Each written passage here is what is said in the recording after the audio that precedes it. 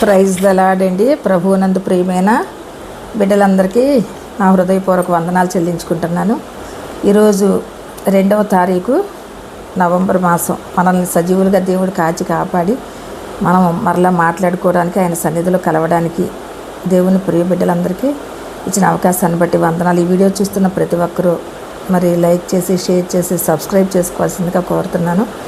ప్రతి ఒక్కరూ నాకు నా వాక్యాలు, దేవుని వాక్యాలు వినాలని నాకు ఆశ. నా జీవితంలో నేను అనుభవించినవి అందరికీ తెలియాలి అనేటటువంటి ఉద్దేశంతో నేను అనుభవించిన సంతోషము, సమాధానంలో దేవుడిచ్చినటువంటి తలాంతులు నేను పొందుకున్నవన్నీ కూడా మీ అందరికీ కూడా తెలియచెప్పాలని నా ఆశ.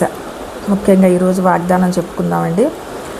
2వ తిమోతికి వ్రాసినటువంటి పత్రిక, 2వ పత్రిక, అపోస్తలుడైన పౌలు గారు రాసిన పత్రిక 2వ అధ్యాయము 11వ వచనం చదువుకుందాం. ఈ మాట నమ్మదగినది ఏదనగా, మనం ఆయనతో కూడా చనిపోయిన వారమైతే ఆయనతో కూడా బ్రతుకుదుము.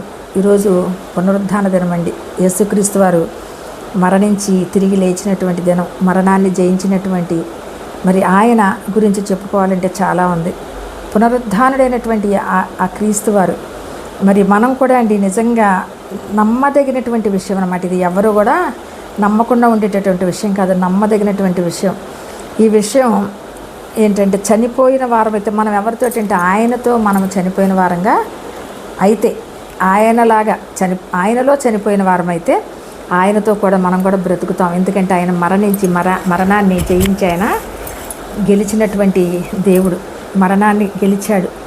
అటువంటి రాజాదిరాజు, ప్రభువులకు ప్రభు అయినటువంటి దేవాది దేవుడు మనకు ఉండగా మరి మనం ఆయనతో పాటు బ్రతుకుతాం కదండి. మనం ఆయన విశ్వసిస్తే మనం బ్రతుకుతాం. ఈ పునరుద్ధాన దినంలో మనం అనుకుంటాం, అనేక మంది క్రీస్తుతో కూడా జీవించాలని అనుకుంటారు. చాలామంది ఆయనతో కూడా యుగయుగాలు ఆయన పరలోక రాజ్యంలో ఆయనతో పాటు నివసించాలని కూడా ఆశిస్తూ ఉంటాం. ఎక్కువ దేవుణ్ణి తెలుసుకొని, దేవుణ్ణి కలిగి ఉండి మనం దేవుళ్ళో ఎందుకు మనం ఇలాగ ఈ రోజున మనం అందరం కూడా ప్రార్థనల విషయంలో ఎంతగా ప్రత్యేకించబడుతున్నామంటే, ఆయనతో కూడా మనం తరతరాలు, యుగయుగాలు, జగజగాల్లో ఆయనతో పాటు జీవించాలి. లోకంలో ఉన్నప్పుడు కూడా మనం ఆయనలో ఉంటే, ఆయనతో మనం జీవిస్తే సంతోషము, సమాధానము, శాంతి లభిస్తాయి. అలాగే మనం మరణించిన తర్వాత కూడా మనం ఆయనతో బ్రతకాలి అని అంటే, ఆయనతో ఉండాలి అంటే, ఆ పరలోక రాజ్యంలో స్థానం సంపాదించుకోవాలంటే మనం ఆయనతో పాటుగా మరి చనిపోతే ఆయనతో పరలా బ్రతుకుతామని ఈ వాక్య పర్యంతము. ఆమేన్, ఆమేన్, ఆమేన్, ఆమేన్.